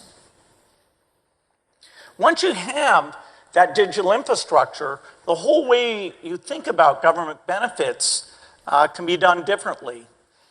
Over time, all of these transactions will create a footprint. And so when you go in for credit, the ability to access your history, that you've paid your utility bills on time, that you've saved up money for your children's education, all of those things in your digital trail, accessed in an appropriate way, will allow the credit market to properly score the risk and therefore loosen up more money for investments, not only in the agriculture sector, but for all the entrepreneurs in the country.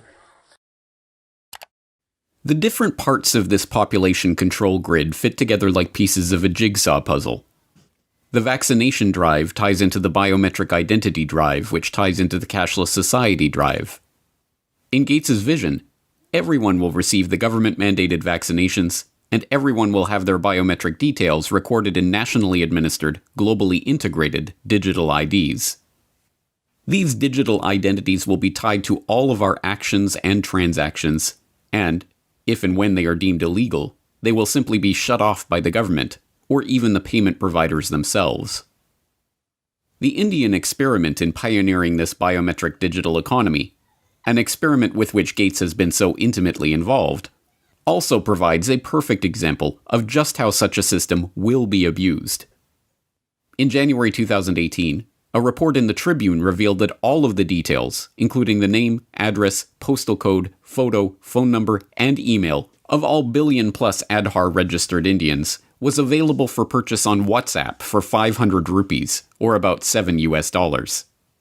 The Unique Identification Authority of India that administers the Aadhaar scheme was then forced to admit that approximately 210 websites, including websites of the central government and state government departments, were displaying the list of government beneficiaries along with their name, address, other details, and Aadhaar numbers. Even more worryingly, newly obtained documents show that the Indian government is integrating Aadhaar-collected data to create a 360-degree database that will automatically track when a citizen moves between cities or buys new property, and integrate that data into a real-time geospatial database built by the country's space agency, ISRO. Only the most willfully obtuse could claim to be unable to see the nightmarish implications for this type of all-seeing, all-pervasive society, where every transaction and every movement of every citizen is monitored, analyzed, and databased in real time by the government. And Bill Gates is one of those willfully obtuse people.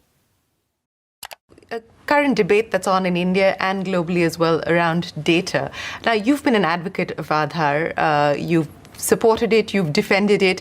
And I think that the questions arise not on whether it's a good idea or not, but whether it should be made mandatory for every citizen, for every service possible, because it was envisaged as people accessing government subsidy using the Aadhaar card to avoid duplication and leakages. The question then is that India today is still grappling with putting in place a privacy framework, a privacy regulation, a data protection regulation. In that context, then, does it make sense, even though the matter is in court today, to link Aadhaar to every possible service? Well, Aadhaar is just something that avoids you pretending to be somebody else. That, you can have, fake people on the government payroll. Mm-hmm. Aadhaar, prevents you being on that payroll as a ghost worker. It prevents you from collecting things that you shouldn't collect or accessing a health record you shouldn't have access to. So the basic Aadhaar mechanism is an identity mechanism. And so it's too bad if somebody thinks that because Aadhaar is there, that in and of itself creates a privacy problem. Gates's response is, of course, disingenuous. The very purpose of a globally integrated ID grid and cashless payment architecture is to remove privacy from our lives.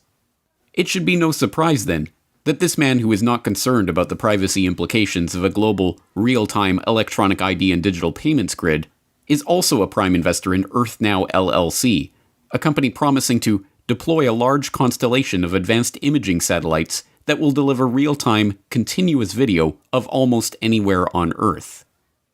No, this Gates-driven agenda is not about money. It is about control. Control over every aspect of our daily lives, from where we go, to who we meet, to what we buy and what we do. The great irony is that this billionaire philanthropist, so often depicted as a cartoon superhero for his dazzling generosity, actually resembles nothing so much as a comic book supervillain, right down to the use of his vast wealth to sponsor Harvard University research into dimming the sun by spraying particles into the stratosphere. But once again, we are driven back to the question, who is this person? What ideology is driving this quest for control? And what is the end goal of this quest? Who is Bill Gates?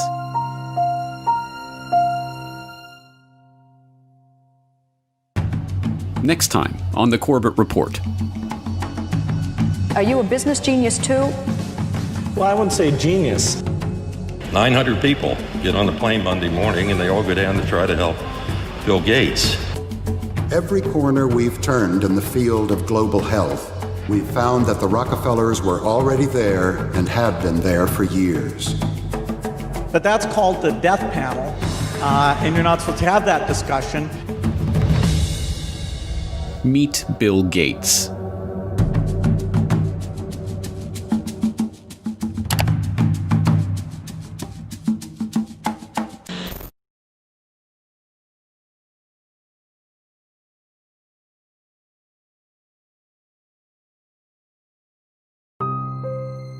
Computer whiz kid, talented software developer, shrewd businessman, benevolent philanthropist, global health expert. There can be no doubt that Bill Gates has worn many hats on his remarkable journey from his early life as the privileged son of a Seattle area power couple to his current status as one of the richest and most influential people on the planet. But as we have seen in our exploration of Gates's rise as unelected global health czar and population control advocate, the question of who Bill Gates really is no mere philosophical pursuit. Given that we are currently living through a crisis that has been predicted by Bill Gates, which is triggering a response from the global health organizations that the Bill and Melinda Gates Foundation has bankrolled, and driving us toward a vaccination and biometric ID solution which Bill Gates has been working on for years, the answer to the question, who is Bill Gates, is quickly becoming one of the most important questions of our lives. That answer will not only tell us about the world that we are living in, but about the one that we are being thrust into, and how we can avoid it. Today we will attempt to answer that question as we examine the motives, the ideology, and the connections of this man who has been so instrumental in shaping the post-coronavirus world. Meet Bill Gates.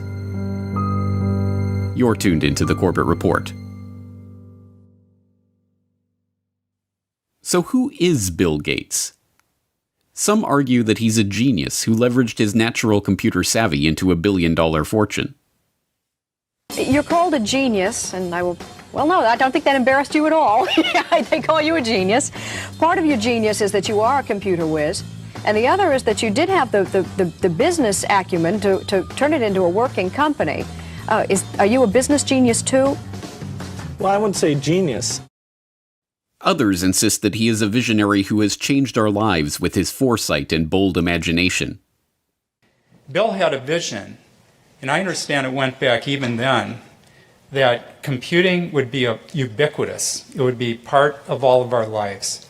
And indeed, as you all know, he executed on that vision, and the world today has changed so dramatically, in large part due to the work that Bill has done throughout the years. He has been hailed as a shrewd executive who built the Microsoft empire with his remarkable talent for business. When the biographers and historians write the history of the 20th century, Bill Gates is going to go down as the best businessman of our century, and Microsoft is one of the greatest companies of the 20th century. And he has been praised as a philanthropist who is selflessly devoting his wealth to improving the lives of people around the world. Bill, even your harshest critic would have to admit that your philanthropy work is, planet-shaking, incredible, and could be, if you make it a second act, so amazing that it would dwarf what you've actually done at Microsoft.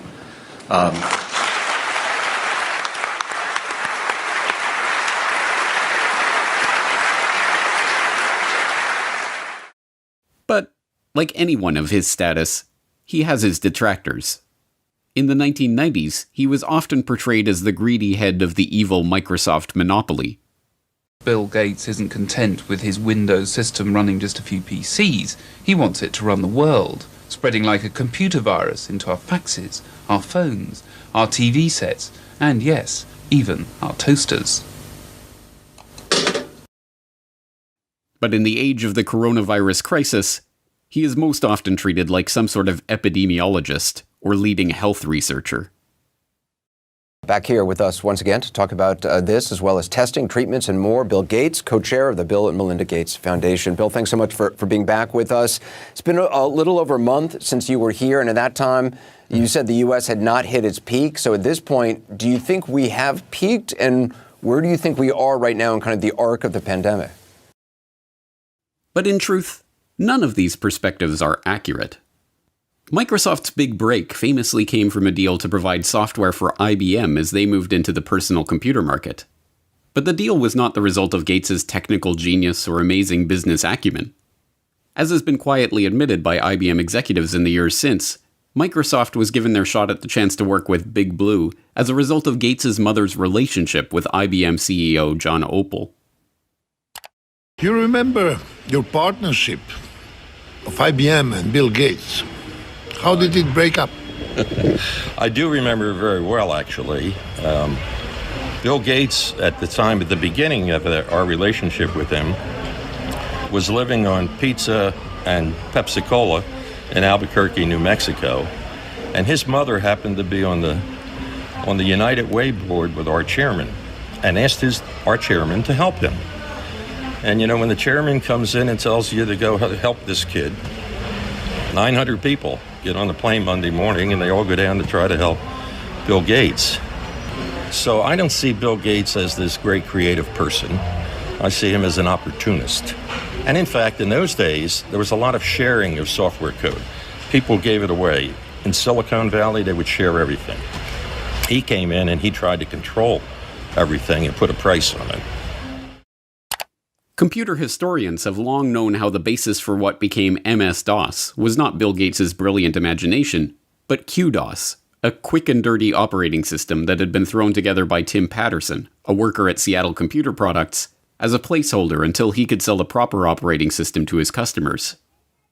And as even Gates himself admitted, the breakthrough graphical user interface that became the basis for Windows was ripped off from the researchers at the Xerox Palo Alto Research Center.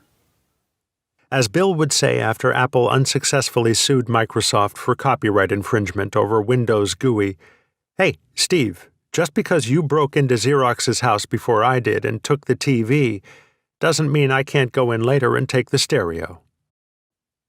And, as Gates also admits, it is not a spirit of selfless generosity that motivates his interest in vaccines and other lucrative health interventions. I'd like to talk to you about your approach to vaccinations. You wrote something recently, and like you always do, you kind of looked at the problem from a scientific and business perspective on things. You've invested $10 billion in vaccinations over the last 2 decades, and you figured out the return on investment for that, and it kind of stunned me. Can you walk us through the math? We see a phenomenal track record. It's been $100 billion overall that the world's put in. Our foundation is a bit more than $10 billion. But we feel there's been over a 20-to-1 return. So if you just look at the economic benefits, that's a pretty strong number compared to anything else. As we have seen, Gates' philanthropic investment scheme has paid off well, with his $50 billion net worth having ballooned to over $100 billion after his decade of altruism in the vaccine market. As critics of his foundation have repeatedly pointed out, the 9 million people who die every year of hunger would be best served by securing food supplies, running water, and other basic necessities, not costly medical interventions for rare diseases. But there is no return on investment to be made from that kind of charity. No, this is not about charity. It is about control. The population control grid that Gates has been quietly funding into existence for the past decade, a biometric identification system tied to a digital payments infrastructure that will be used to track, catalog, and control every movement, every transaction, and every interaction of every citizen, is just now coming into view. But the real question is, why is he doing this? What drives a man like Bill Gates, a man rich beyond the wildest dreams of avarice, to spend his time and invest his fortune in schemes to control the population? To find the answer to that question, we have to examine Gates' family background. Bill Gates, it should not be surprising to learn, was born into money. His great-grandfather, J.W. Maxwell, was the president of National City Bank in Seattle. His grandfather, Willard, was also a banker, and his grandmother, Adele, a prominent Seattle civic leader. Bill Gates' mother, Mary Maxwell Gates, was a scion of the Maxwell banking family and, by all accounts, as hard-driving as her forebears. She served as a director of several companies, including First Interstate Bancorp and KIRO-TV of Seattle. She served as a regent at the University of Washington, and she was appointed to the board of the United Way of America, where, as we have seen, she persuaded IBM CEO John Opel to help her son in his fledgling software development career. Bill's father, William H. Gates Sr., was a prominent Seattle area lawyer. He co-founded a powerful law and lobbying firm, helped Howard Schultz in his bid to buy Starbucks, served on the boards of numerous companies and organizations, and, along the way, had a profound influence on his son's life and career. My dad was large presence, both physically and in terms of his wisdom. He worked very hard, so he'd leave in the mornings, often before we had breakfast, and get home in time for dinner. I always looked up to my dad in terms of how hard he worked. At the dinner table, my dad would go through various lawsuits and expect us to follow along. He had high expectations. The young Bill Gates, technically William H. Gates III, although his card-playing family dubbed him Trey, learned much from his parents. From his mother's banking family, he inherited a nose for the dollar, as one childhood friend's father called it. From his hard-driving, legal-minded father, he learned the value of legalizing business arrangements. As a child, he even had a legal contract drawn up to grant him the use of his older sister's baseball mitt. These traits would not earn him many friends, but they served him well as he began to bring order to the anarchic software development community of the 1970s. At that time, software for the brand new personal computer market was the realm of computer hobbyists, people whose excitement about the microcomputer revolution and love of engineering and problem solving led them to develop and share code freely with each other. But this was no good for the young Bill Gates, who, even before Microsoft was off the ground, was already dreaming of commoditizing this hobby and turning it into the basis of a business empire. In 1976, with the ink still wet on Microsoft's first contract with Micro Instrumentation and Telemetry Systems of Albuquerque, New Mexico, the then 21-year-old Gates wrote an open letter to hobbyists, excoriating the early computer enthusiasts who represented his main market for sharing Microsoft's code for Altair Basic. As the majority of hobbyists must be aware, most of you steal your software. Hardware must be paid for, but software is something to share. Who cares if the people who worked on it get paid? Is this fair? The royalty paid to us, the manual, the tape, and the overhead make it a break-even operation. One thing you do is prevent good software from being written. Who can afford to do professional work for nothing? What hobbyist can put 3 man-years into programming, finding all bugs, documenting his product, and distribute for free? The fact is, no one besides us has invested a lot of money in hobby software. We have written 6800 BASIC and are writing 8080 APL and 6800 APL, but there is very little incentive to make this software available to hobbyists. Most directly, the thing you do is theft. The letter was awkward and tone-deaf, as many people have described the young Bill Gates in his social interactions. It heaped vitriol on the very people who would be the customers of any future business, and tried to change an established culture of sharing software code merely by decree. Even Apple computers, which would go on to be one of the prime purveyors of walled garden systems that restrict users' ability to control their own computers, scored an easy marketing victory by responding to Gates's angry letter with a reminder that, yes, folks, Apple Basic is free. But the gauntlet was thrown down, and Gates would have his way. Although freeware and other forms of open-source software development still exist, the establishment of software code as legally protected intellectual property has led to the rise of billionaires like Gates. A nose for the dollar and a knowledge of how to use the legal system to get what you want were not the only things to emerge from Bill Gates' childhood, however. His parents also encouraged discussion about the family's charity work and the causes they held close to their heart. As Gates revealed to Bill Moyers in 2003, those causes included the population issue, which sparked a lifelong interest in reproductive health. One issue that really grabbed me as urgent were issues related to population, reproductive health. But did you come to reproductive issues as an intellectual? When I was growing up, my parents were always involved in various volunteer things. My dad was head of Planned Parenthood, and it was very controversial to be involved with that. Gates tips his hand when he equates issues related to population with reproductive health. The topic is particularly controversial because population control and reproductive health have been used for half a century as a euphemism for eugenics, the discredited pseudoscience that holds that certain families are fit to be leaders of society by virtue of their superior genes.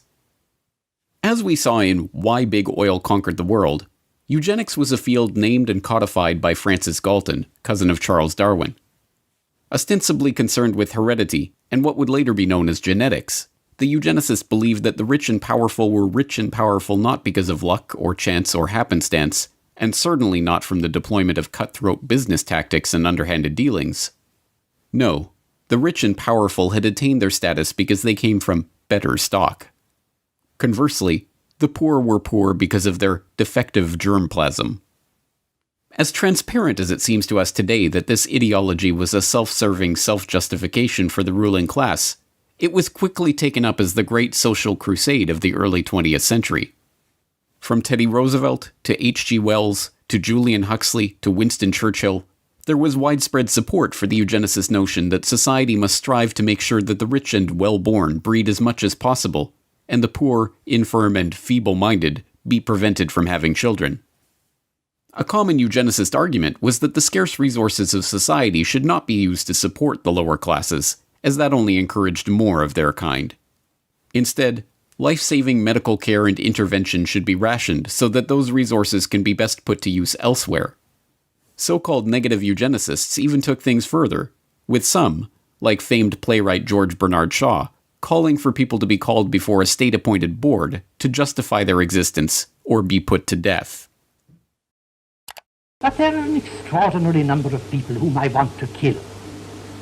Not in any unkind or personal spirit, but it must be evident to all of you, you must all know half a dozen people at least, who are no use in this world, who are more trouble than they are worth. And I think it would be a good thing to make everybody come before a properly appointed board, just as he might come before the income tax commissioners, and say every 5 years or every 7 years, just put him there and say, "Sir or Madam, now will you be kind enough to justify your existence?"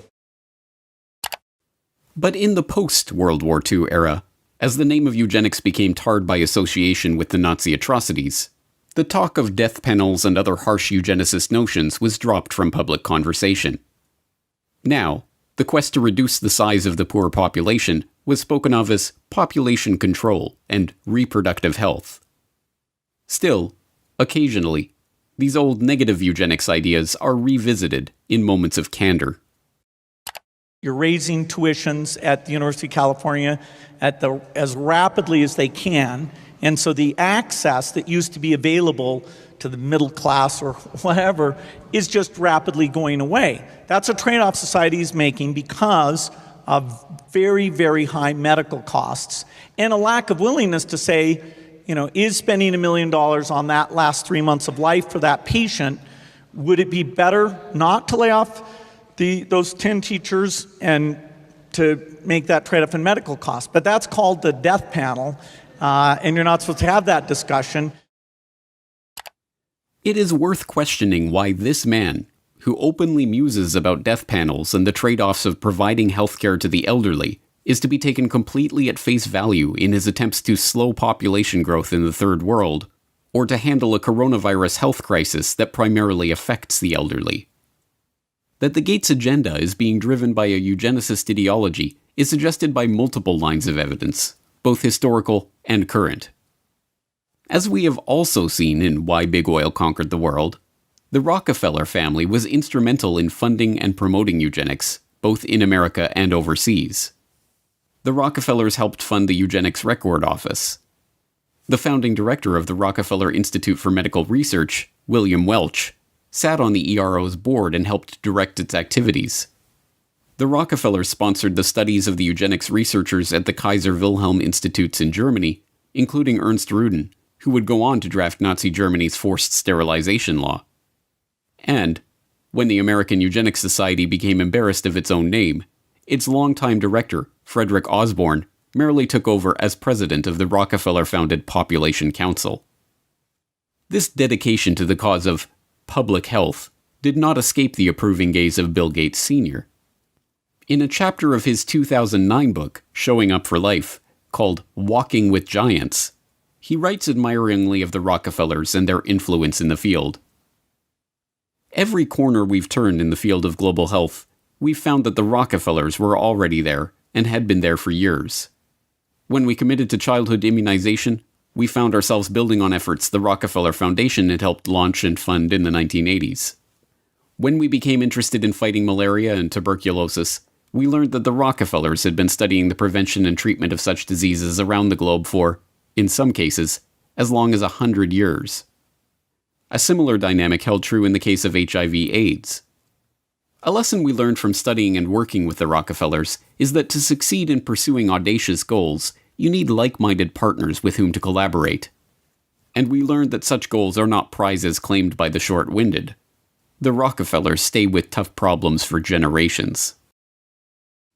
As Gates Sr. suggests, it is by working with like-minded partners that such great achievements in the field of global health can be made. For the Gates, these like-minded partners include the Rockefellers themselves. Bill Gates Sr. got to discuss global health, agriculture, and environment with the likes of David Rockefeller Sr. and David Rockefeller Jr. at a meeting on Philanthropy in a Global Century at Rockefeller University campus in 2000. And Bill Gates, as we have seen, co-hosted a meeting on reducing the population with David Rockefeller in 2009. But the most salacious hints of a deeper agenda are not to be found in the Gates' public associations, but in the associations that they have tried to hide from the public.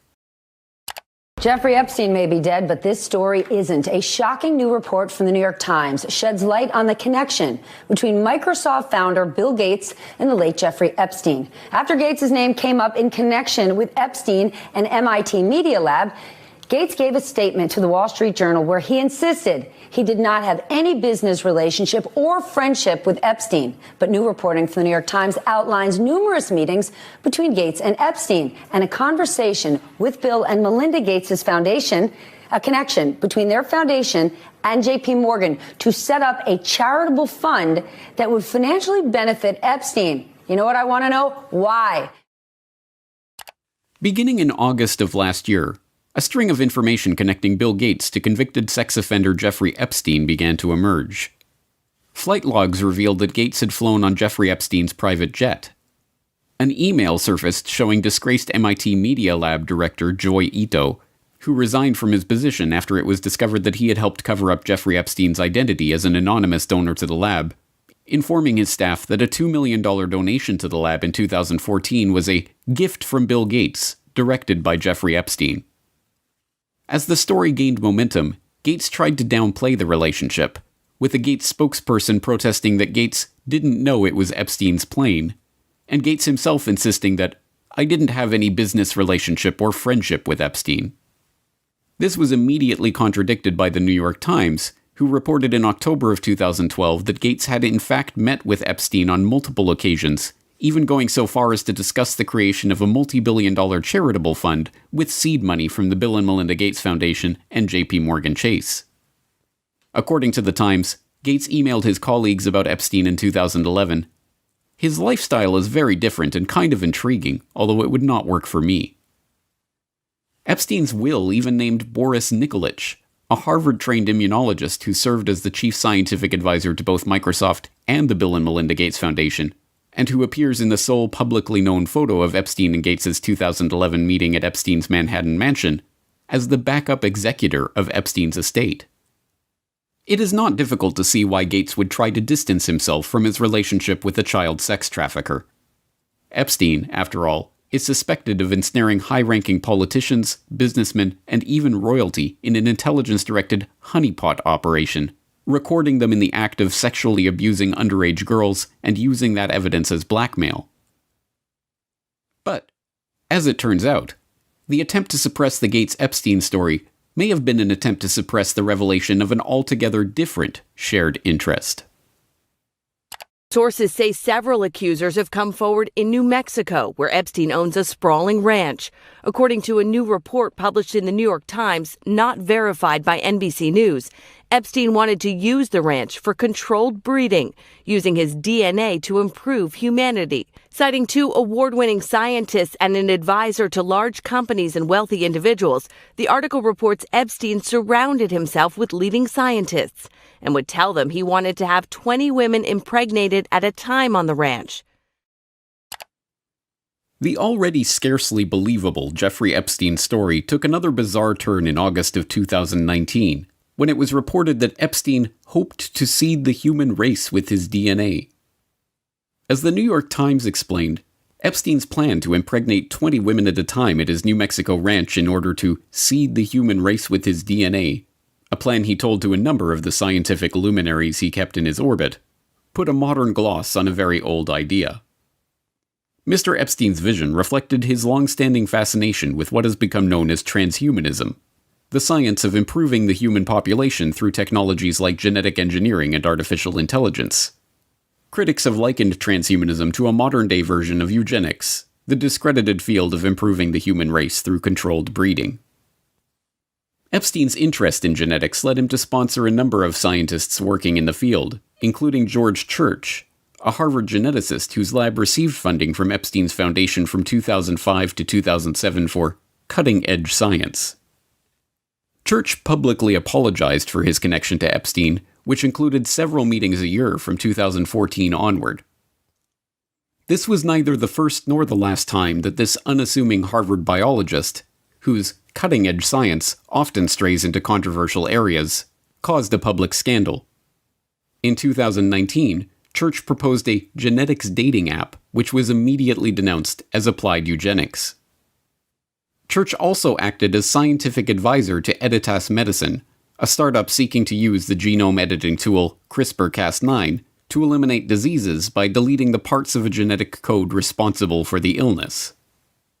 In 2015, the company announced it had raised $120 million from a group led by Epstein's appointed backup executor, Dr. Boris Nikolic.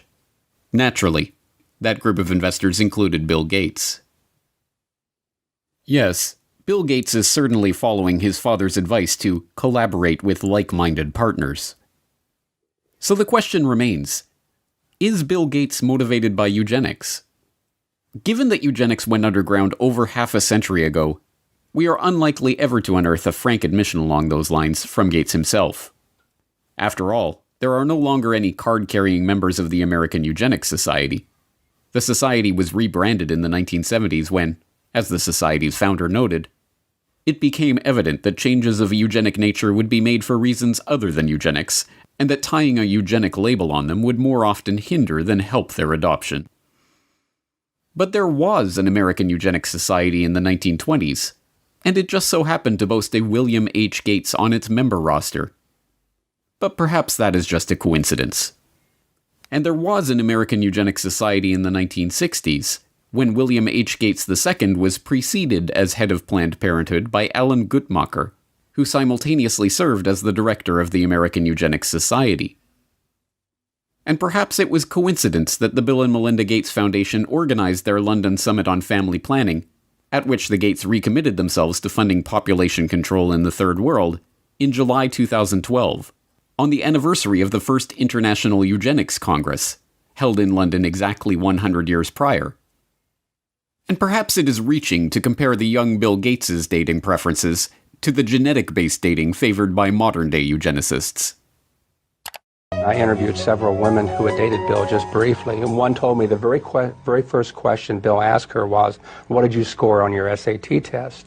You know, this is not exactly, what a young woman wants to hear. For Bill Gates, though, he had scored a perfect 800 on his math portion of the SAT, and this was a matter of pride with him, and he wanted to make sure whoever he was dating, had scored a pretty high grade.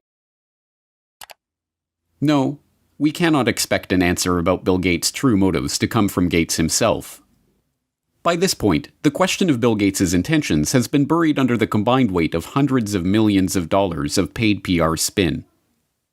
Like the Rockefellers before them, the Gates have long since learned the secret of enlarging their family fortune, not to mention their control over the human population, by donning the mask of philanthropy.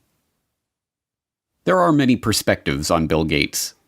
Depending on who you ask, he is a computer savant, a genius businessman, or a saintly philanthropist. But all of these perspectives have been brought to you through PR outlets founded or funded by the Bill and Melinda Gates Foundation. Bill Gates is no longer a subject for historians but hagiographers. Now we must confront the question of why this man is motivated to build such a web of control. Control over our public health agencies. And for all 193 member states, you must make vaccines a high priority in your health systems to ensure that all your children have access to existing vaccines now and to the new vaccines that have recently become available. Control over our identities. And the lack of an ID system is a problem not just for the payment system, but also for voting and health and education and taxation. And so it's a wonderful thing to go in and create a broad identification system. Control over our transactions. Once financial flows go underground, where you have lots of legitimate transactions mixed in with the ones you want to track, and once they're going over a digital system that the U.S. has no connection to, it's far more difficult to find the transactions that you want to be aware of or that you want to block. And even control over our bodies. But we're going to have this intermediate period of opening up, and it won't be normal until we get an amazing vaccine to the entire world.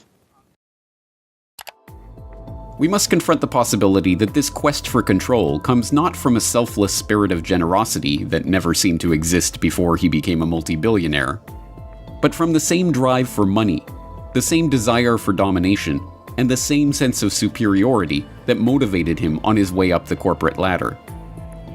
But if the answer to the question, who is Bill Gates, is Bill Gates is a eugenicist, that tells us some important things about the world that we are living in. It tells us that Gates is deceiving the public into supporting his takeover of the world with a false front of philanthropy. It tells us that the goal of the Gates, like the goal of the Rockefellers before them, is not to improve the world for humankind, but to improve the world for their kind. And most importantly, it tells us that Bill Gates is no comic book supervillain, single-handedly directing all of the chaos that is unfolding in the world or single-handedly bringing his own order to that chaos. No, if Bill Gates is a eugenicist, driven by a belief in the superiority of himself and his fellow wealthy elitists, then what we are facing is not one man, or even one family, but an ideology. This is not a trivial point. One man, whatever his wealth, can be stopped easily enough. But even if Bill Gates were to be thrown in jail tomorrow, the agenda that has already been set in motion would continue without missing a beat.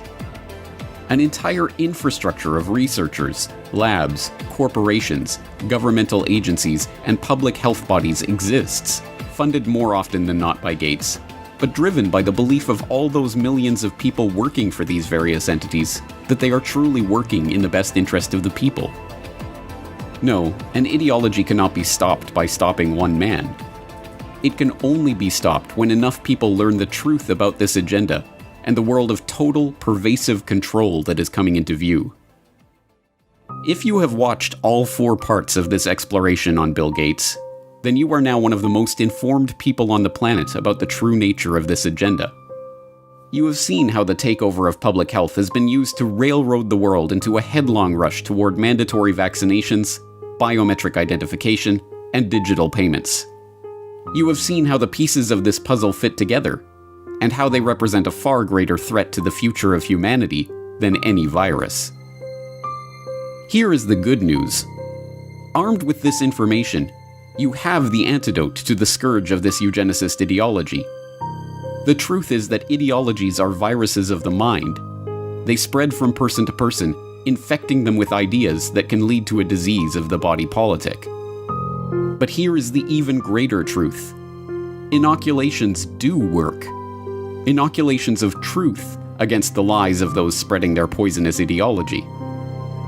If you have made it this far, it is incumbent on you to help inoculate those around you against the corrupt ideology of Bill Gates and all those who seek to control the population of the world. You must help to spread this information so that others have a chance to see the bigger picture and decide for themselves whether they are willing to roll up their sleeves and accept what is coming or not. But time is not on our side. Even as we speak, mass vaccination campaigns are being prepared. We are already building our plans to vaccinate the whole city of Chicago and working with others across the region on a major plan for this. We've bought syringes, we've bought cold boxes, we've planned out locations. Biometric identification schemes and immunity passports are already being rolled out. And so while we started with travel at our core, we're a biometric secure identity platform, where it's always been about attaching your identity to your boarding pass at the airport, or your ticket to get into a sports stadium, or your credit card to buy a beer. And so now with the launch of Clear Health Pass, it's about attaching your identity to your COVID-related health insights for employers, for employees, for customers. Programs for tracking, tracing, and surveilling the entire population are already being beta tested. Today, we are launching another useful tool that can supplement the critical detective work we are conducting in public health. Alberta Trace Together is a voluntary, secure, mobile contact tracing application to help prevent the spread of COVID-19. And the digital payment infrastructure, the system of financial exclusion that will allow governments to turn off our access to the economy at will, is being put into place. In order to avoid the risk of transmission through physical handling of money, we encourage the use of cashless transactions, such as mobile money, M-Pesa and otherwise, and credit cards. People are using touchless payment systems much more than they're using cash, both because we're not interacting with people directly as much anymore, and also because cash is kind of skeezy. We must spread the word about the dark nature of this population control agenda to as many people as we can, before our ability to speak out against this agenda is taken away for good. Thanks to the likes of Bill Gates, the virus of this population control agenda is already here. It is threatening to crash the system as we've known it. But if Bill Gates has taught us anything, applications like Word and Excel, PowerPoint, it's how to deal with a virus. It's time for a hard reset.